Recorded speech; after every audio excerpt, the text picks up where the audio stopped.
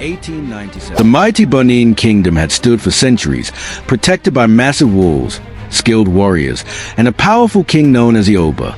But in 1897, everything changed. By the late 1800s, the British Empire was expanding its influence across West Africa.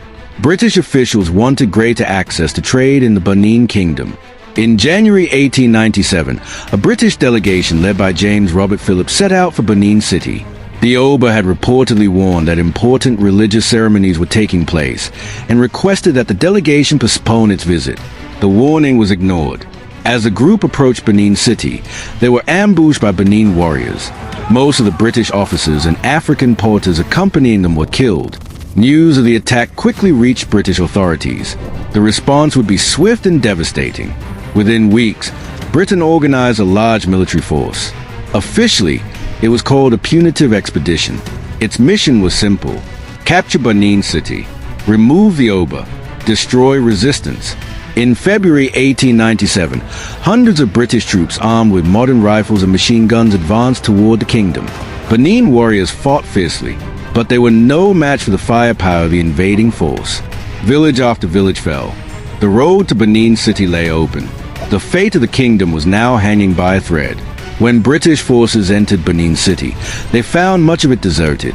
The Oba had fled. Many residents had escaped into the forests. Then came the destruction. Buildings were set on fire. The royal palace was looted. Flames consumed centuries of history. Ancient records, sacred objects, and priceless works of art disappeared amid the chaos. What had been one of Africa's most remarkable capitals was transformed into a smoking ruin. For the people of Benin, it was a catastrophe. For the British soldiers, it was considered a victory. As soldiers searched the palace, they discovered thousands of extraordinary artworks: bronze plaques, ivory carvings, royal sculptures, ceremonial objects. These treasures became known as the Benin Bronzes. Many were seized and shipped overseas. Some were sold to museums and private collectors across Europe and North America. Today, the Benin Bronzes are recognized as masterpieces of African art. More than a century later, debates continue over whether these treasures should be returned to Nigeria. For many descendants of the kingdom, the Bronzes are not merely artworks. They are pieces of a stolen history. For months, the British searched for the kingdom's ruler. Eventually, Oba Ovonramwen surrendered. The once powerful king was arrested. He was removed from his homeland and sent into exile in Calabar. Far from the kingdom he had ruled, he spent the rest of his life under British control. In 1914, he died in exile. His kingdom would never be the same. The fall of the Benin Kingdom marked the end of an era. One of Africa's most powerful and sophisticated states had been conquered. Its palace had been burned. Its treasures scattered across the world. Its ruler exiled. Yet the story did not end there.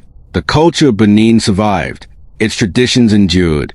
Its artists continued creating.